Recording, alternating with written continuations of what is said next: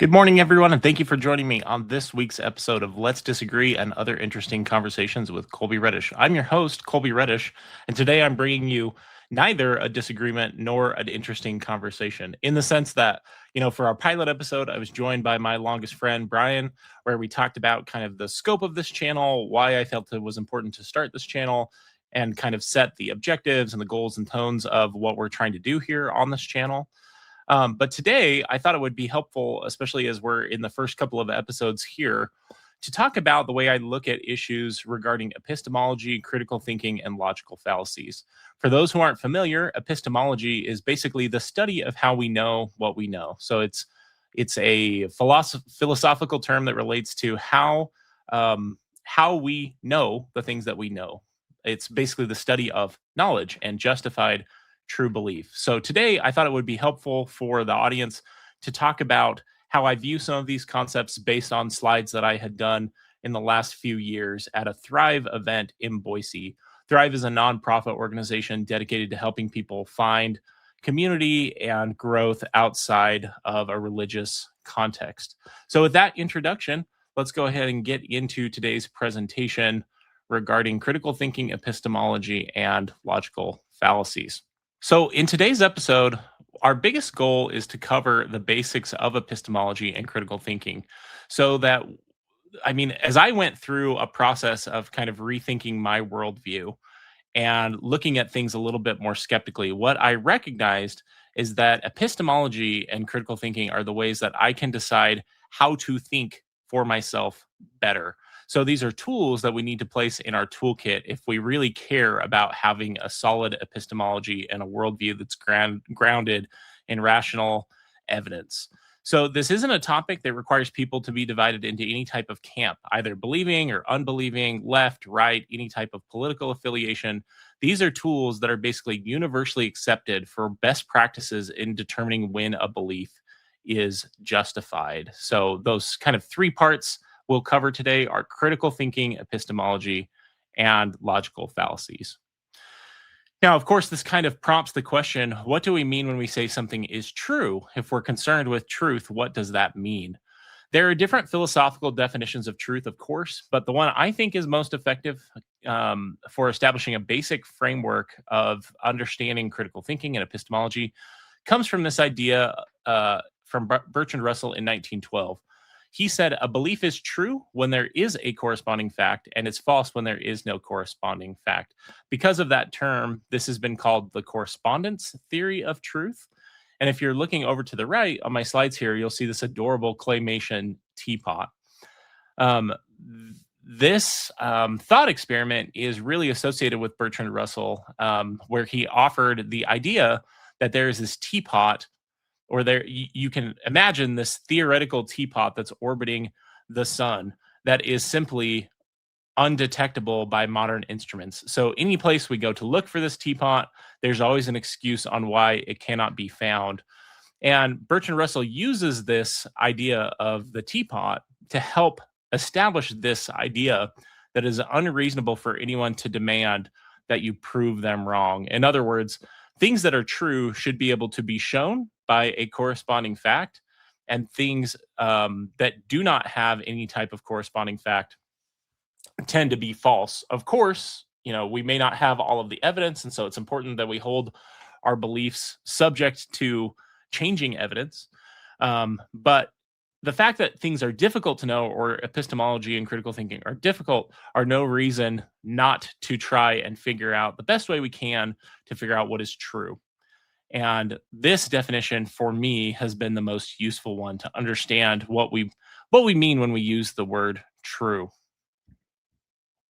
Of course, when we talk about epistemology is the investigation of what distinguishes justified belief from merely opinion. You can restate that as a belief is justified when it is supported by evidence that is non-fallacious. That's the definition that I've come up with and kind of apply kind of standard in my life.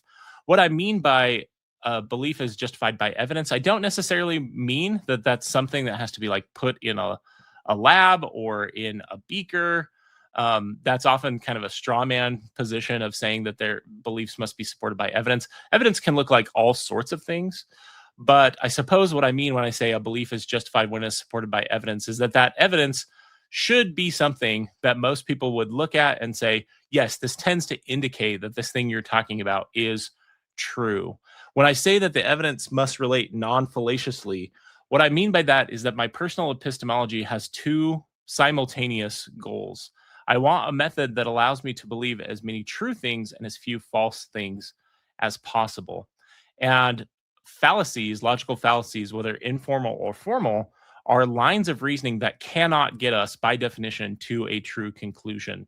And so there are pieces of evidence that sometimes people will point to, and we'll go through many of those as we talk about the commonly used logical fallacies here in just a moment.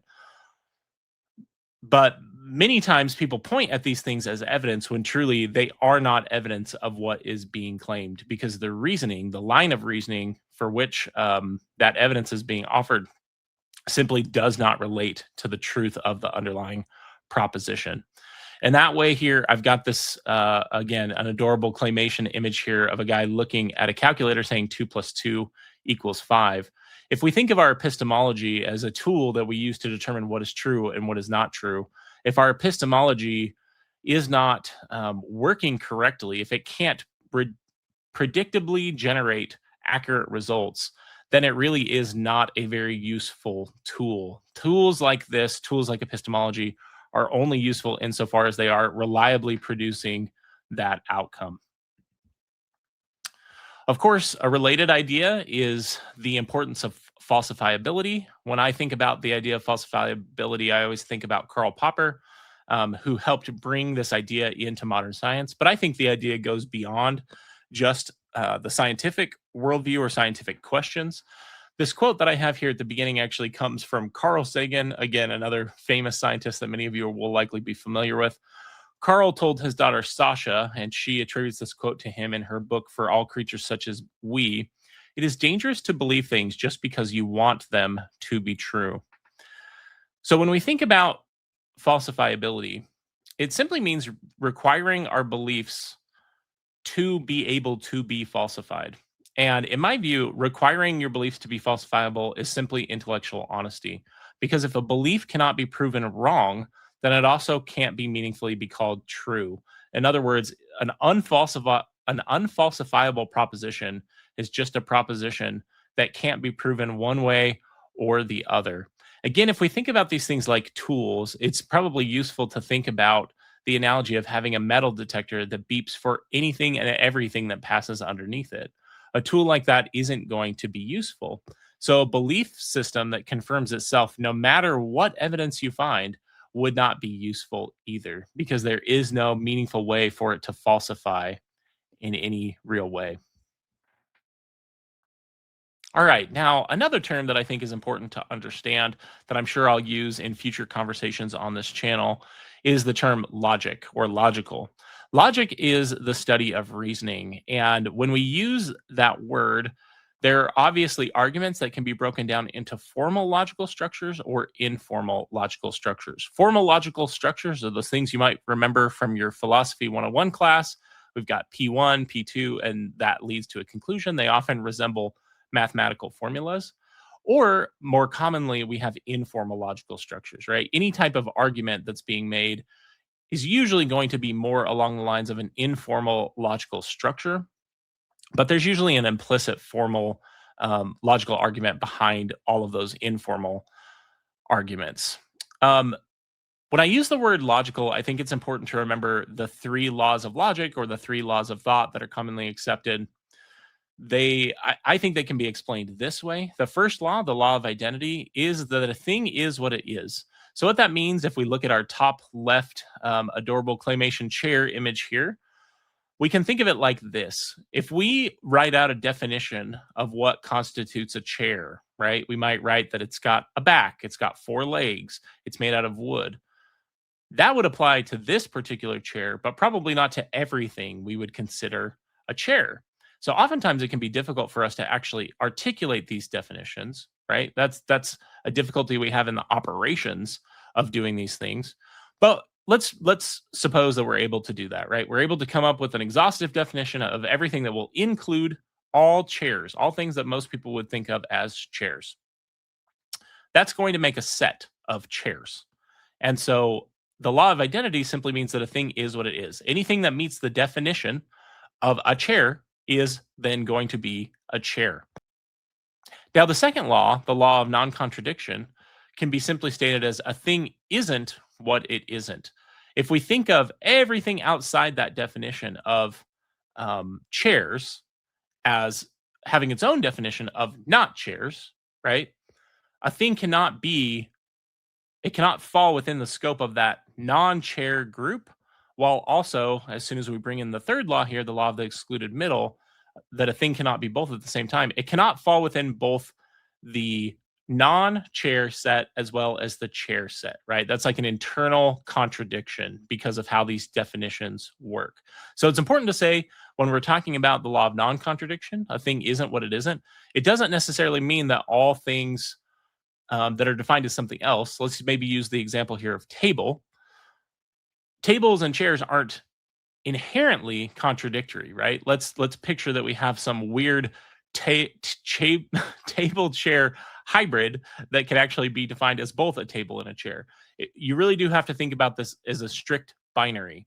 If something falls within the scope of what is defined as a chair, then it is not going to fall within the scope of all the other things that are defined as not chair for whatever reason. And again, these three laws of logic really are the ground in which all the logical fallacies and all these ideas about critical thinking are built. So it's important to understand these three laws. Number one, the law of identity, that a thing is what it is. Number two, the law of non-contradiction, that a thing can't be what it isn't. And number three, the law of the excluded middle, that a thing cannot be both of these at the same time. Now, when we talk about logical fallacies, I've included this introductory quote from Christopher Hitchens. He states, "We are pattern-seeking mammals. If we can't find a good explanation, we'll come up with a bad one rather than none at all. Most people would rather have a conspiracy theory than no theory." So when I think about logical fallacies, there are a few different definitions I think are important to think about. The first is that they are false but popular beliefs. So as we go through some of these fallacies, you'll probably see some really common thought patterns that you see every single day on social media or in politics or in religion. Again, no one is immune to thinking poorly on these questions. And the second definition, that these are deceptively bad arguments, that's why I've illustrated it the way I have here, with logical fallacies almost like the ruts that the wagon train of our mind want to fall within, right? These are very popular ways of thinking about things that don't actually get to the underlying truth claim of what we're thinking about. So in that sense, being able to detect and avoid logical fallacies has been viewed as a supplement to criteria of good reasoning. The knowledge of fallacies is needed to arm us against the most enticing missteps we might make while we're thinking about difficult issues and as we're dealing with arguments. So now I've got some examples of some of the most commonly used logical fallacies that I'm going to articulate and explain. Maybe I should pause for just a minute and explain the difference between an informal logical fallacy and a formal logical fallacy. A formal logical fallacy is something that relates directly to the argument's structure. So that can be something like affirming the consequent, when you erroneously take the conclusion of an argument and you flow it backwards in a way that it actually doesn't work with the premises that you've articulated. Those are formal logical fallacies. They have to do with the formal structure of the argument as it's been articulated. Informal logical fallacies are a little bit different than that. They're commonly used arguments that don't directly relate to the truth claim, but again, they're not a formal logical fallacy in that they relate to the argument's structure. So when we've got an example here, I think it's important to talk about the ways these arguments are commonly used. So the first one I wanted to talk about is the Motte and Bailey argument, which can also sometimes be known as shifting the goalposts. It is a strategy where a bold or controversial claim, the Bailey, is defended by retreating to a more defensible, watered-down version, the Motte, when challenged. So here you can see this depiction of a like a feudal castle and the village. The Bailey is the original claim that is often made. It's the more controversial claim. And then when the interlocutor is asked to defend that Bailey, to defend that more controversial claim, they often retreat to this much easier, watered down version of the claim, the Motte up there on the hill, in the wooden keep inside the Motte or on top of the Motte, when they're challenged. And so, very oftentimes, the reason that this argument is a problem isn't that someone is changing their argument necessarily. It's that they're changing their argument while not acknowledging the change and the shift in what they're actually arguing. That's where it can be very frustrating to encounter this argumentation tactic, is because the individual will turn right around after kind of implicitly recognizing that they can only defend the Motte argument. They'll often then go right back to making the Bailey claim the very next day. So in that way, it can feel a little bit like gaslighting, or can feel like you're dealing with someone who just isn't arguing in good faith. So that's the Motte and Bailey argument, or an example of shifting the goalposts. Now, the no true Scotsman fallacy is one I think we see all of the time. What it does is it dismisses counterexamples of a definition by redefining a term in a way that excludes them. So the logical fallacy gets its name from this type of an example. No Scotsman enjoys porridge. And then, of course, the counterexample is brought up. Angus over here is a Scotsman and he enjoys porridge. Well, no true Scotsman enjoys porridge. This allows the interlocutor to preserve the idea that their definition of a Scotsman never fails by redefining it to this idea of a true Scotsman after the fact. So that's, again, one of these areas where it can be frustrating to encounter and deal with this logical fallacy, because the person is not acknowledging the change in the definition. The straw man fallacy is another one that is used very consistently. In using this logical fallacy, individuals are often misrepresenting the other person's position, making it weaker and easier to dismiss. So here's an example. People who support policy X just hate freedom. Well, if you ask the people who support policy X, that's almost certainly not their view of the effect of their own argument. So in that sense, this argument would misrepresent a more nuanced position into something that is easier to dismiss. And a hallmark of the straw man fallacy is always when an interlocutor is defining for you or describing for you in a way that is not accurate their opponent's or their interlocutor's argument. So be very wary of that tactic.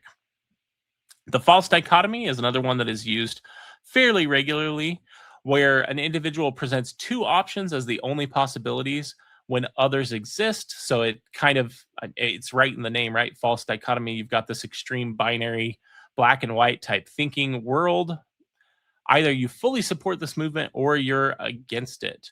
This argument would obviously ignore the more nuanced or complex possibilities. People are rarely as simple as simple binaries. The ad hominem logical fallacy is where we attack the person making the argument instead of the argument itself.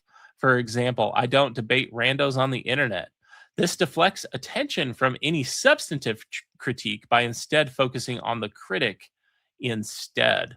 It's important to note that there are a lot of times I'll see where individuals will claim someone's using an ad hominem fallacy by attacking a person's credibility or attacking their purported claim to some type of expertise or training.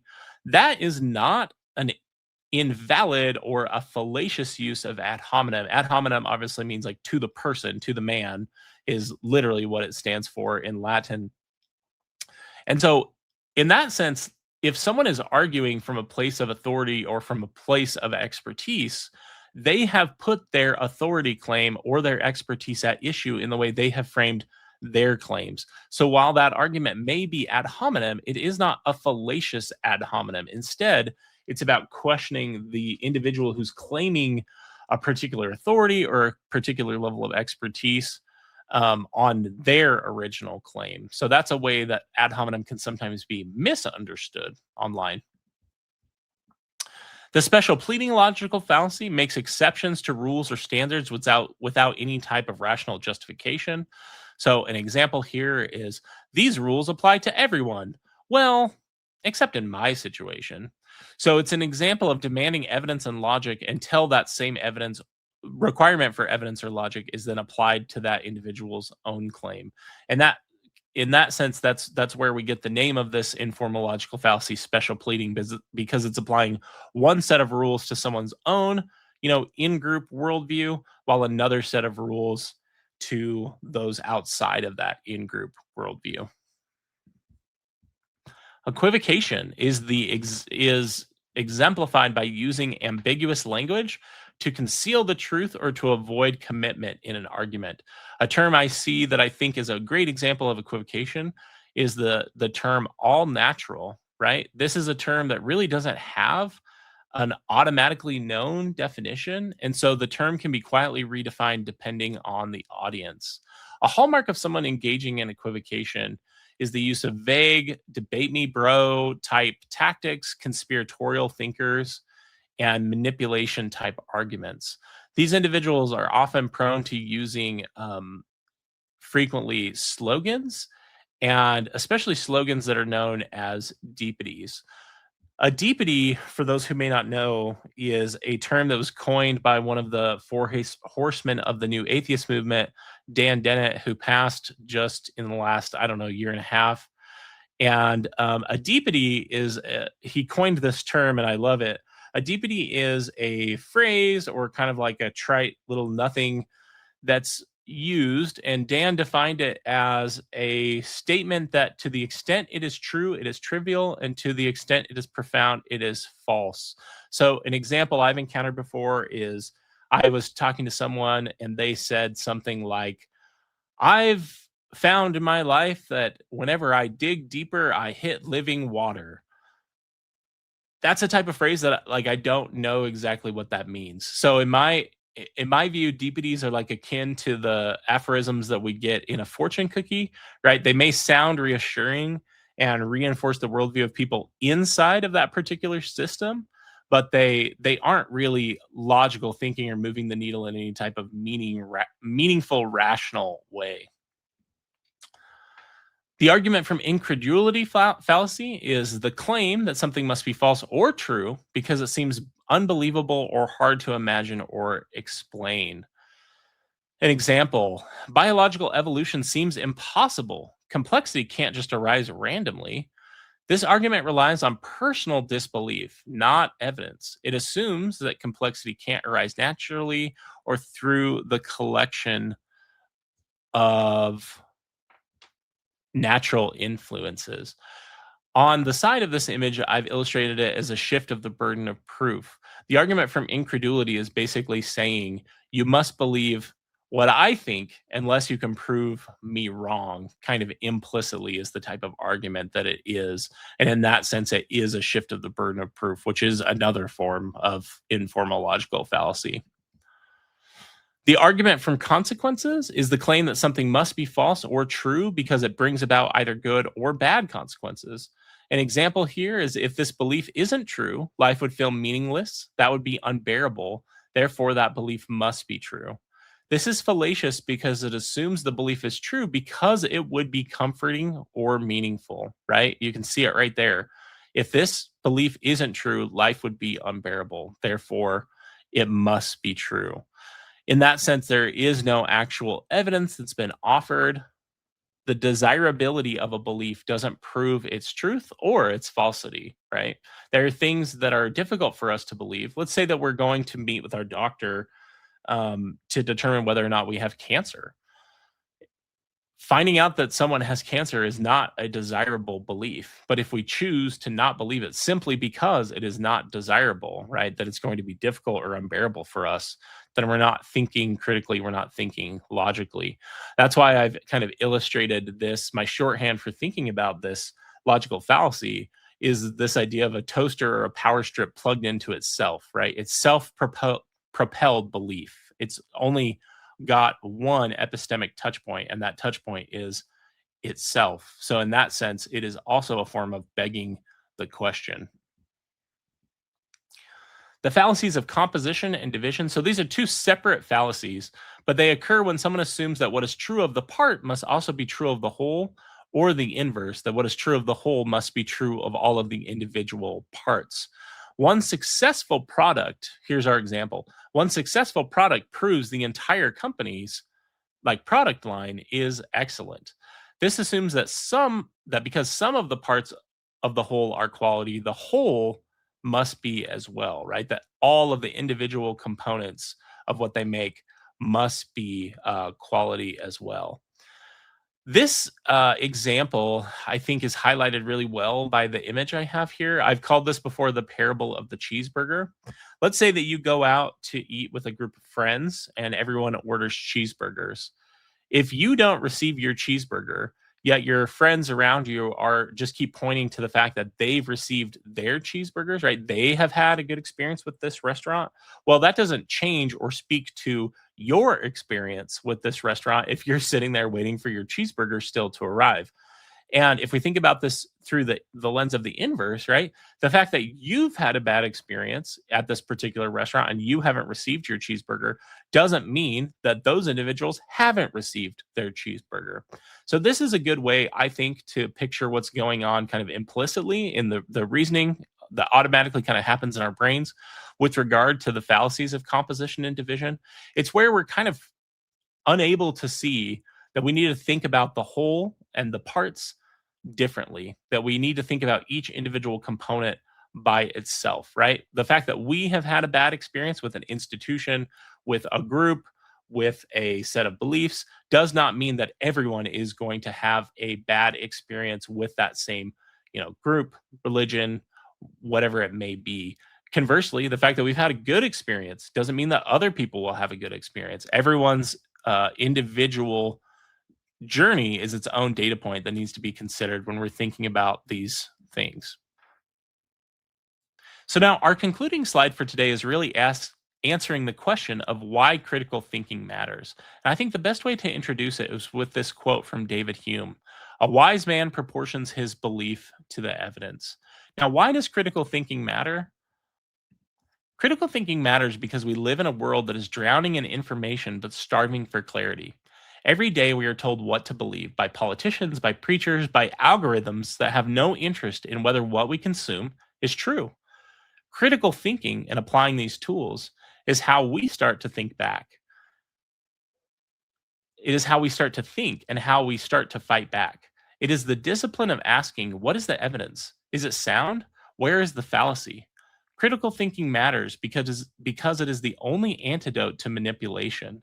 Conspiracy theories thrive where people mistake suspicion for proof, and propaganda flourishes when repetition is mistaken for reason.